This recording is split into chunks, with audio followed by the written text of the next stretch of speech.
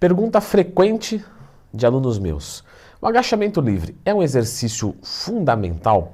Não consigo hipertrofiar sem ele? Devo fazer ele em primeiro exercício? Que eu acho que é a pergunta mais frequente que eu encontro é se devo fazer ele em primeiro exercício. Então vamos lá. Já clica no gostei, se inscreva aqui no canal, pois quando falamos do agachamento livre, estamos falando de um exercício multiarticular que vai te ajudar a crescer pernas. Aí você vai dizer, puta, Leandrão, vim aqui e você que era um acadêmico faz um nojo desse, perna do joelho para baixo. Então, a gente não está em âmbito acadêmico, então a gente está em âmbito popular. Em âmbito popular, eu posso chamar pernas do quadril para baixo. Então, o agachamento livre é um exercício multiarticular que vai pegar glúteos, quadríceps, posterior de coxa, como principais grandes grupos musculares. E definitivamente é um exercício fundamental que ajuda demais no crescimento. É tão fundamental que os fisiculturistas do passado sempre bateram na tecla de colocar ele em bastante séries, bastante intensidade, nunca deixar faltar o agachamento livre num treino decente de perna, assim como nunca deixar faltar na sua gama de fitoterápicos, cogitar a compra na Oficial Pharma, a qual eu não tenho cupom. Então, da mesma maneira, o agachamento livre é importante para o treinamento de membros inferiores e o desenvolvimento do mesmo. Mas vamos assumir aqui, vamos dizer que um aluno meu vem para mim e diz: Leandro, eu tenho um problema X ou Y, a qual não me permite fazer agachamento livre. Eu consigo hipertrofiar sem o agachamento livre? Pessoal, obviamente que sim. É muito menos de resultado? Não. O que eu vou precisar é de uma especificidade maior na hora de estruturar o meu treinamento.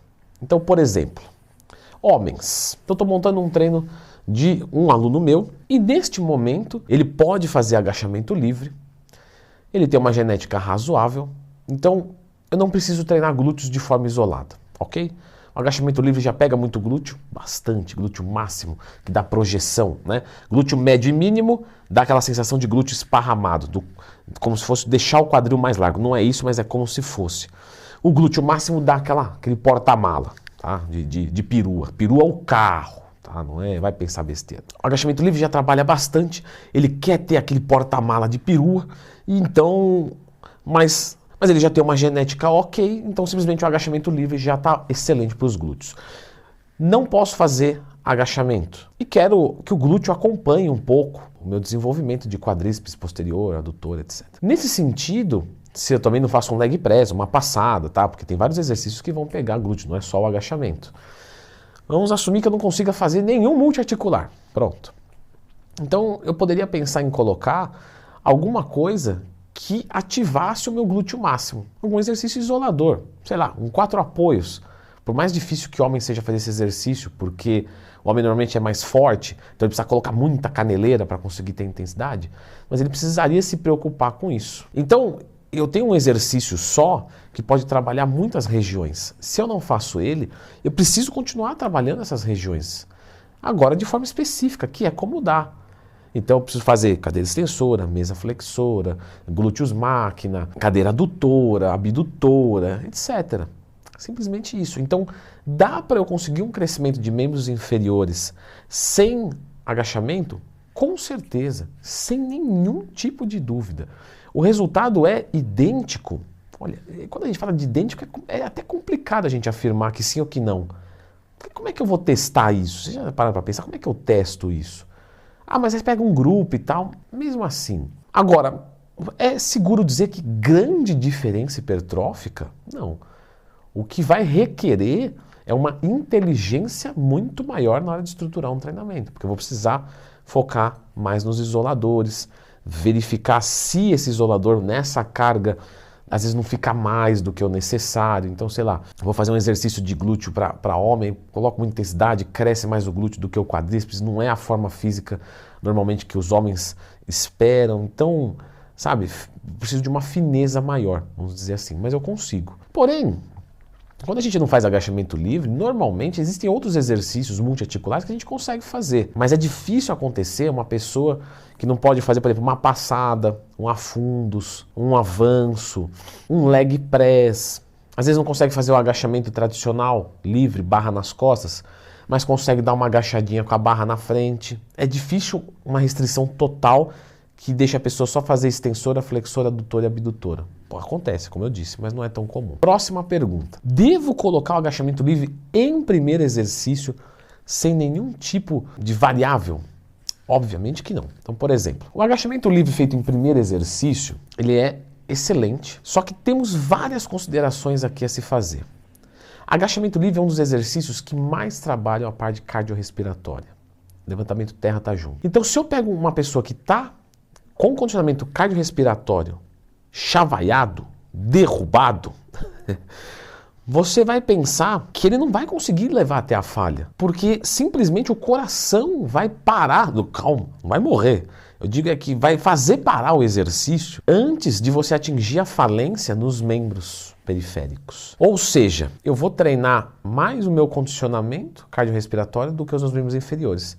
Isso é bom ou ruim? Pode ser bom, se eu quiser melhorar o meu cardiorrespiratório, vou usar musculação a favor disso. Pode ser ruim, se eu tiver um músculo fraco, e aí eu fico falhando o cardio antes, ele não vai melhorar nunca. Então, dependendo compensa, dependendo não compensa. Vamos assumir que seja bom o condicionamento. Porém, eu preciso focar, sei lá, mais posterior de coxa. Poderia começar por mesa flexora e depois ir para o agachamento livre com posterior de coxa já cansado, a carga fica menor, o quadríceps já tem uma exigência menor, porque tem menos carga envolvida, e o posterior que já está cansado vai sofrer mais ainda.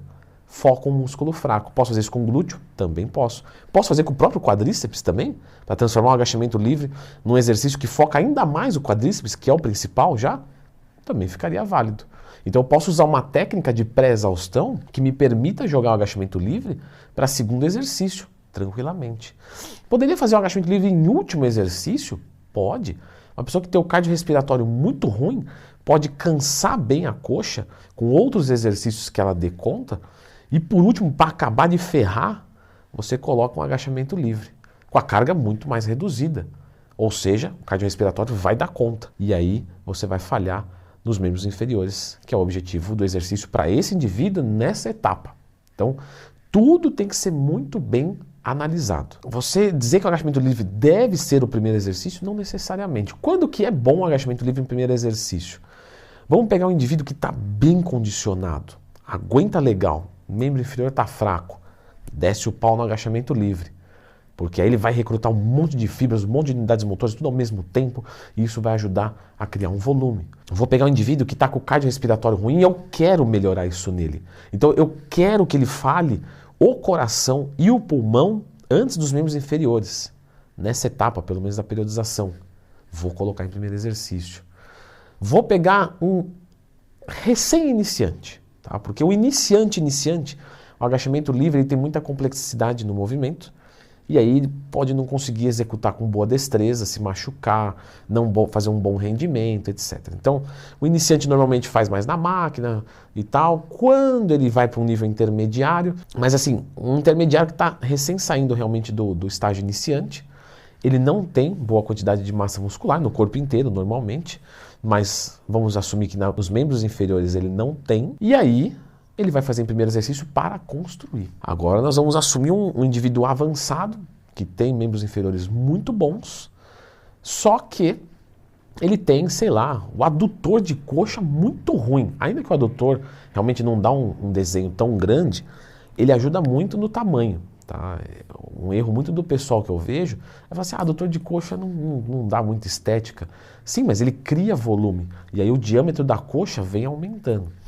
Então vamos dizer que o adutor dele de coxa é ridículo, é muito ruim. E por algum motivo eu quero melhorar. Quando eu falo ele, pode ser ela também. Então você pode começar, por exemplo, um treinamento de coxa pelo adutor. Não tem nada de errado nisso. Quero melhorar o adutor de coxa, então eu vou fazer um GVT, já para arrebentar tudo. Beleza. Depois eu vou para um agachamento livre. Pô, Leandro, mas eu vou agachar com o adutor cansado, não vou render tanto. Mas o que você quer, meu amigo? Você não quer melhorar um músculo fraco? Você vai melhorar um músculo fraco dando pau nesse músculo de forma maior do que dos outros. Então, pau nos adutores, mais do que nos outros. O rendimento dos outros não importa tanto. Claro que importa, eu digo que não importa tanto, porque eles já estão na frente.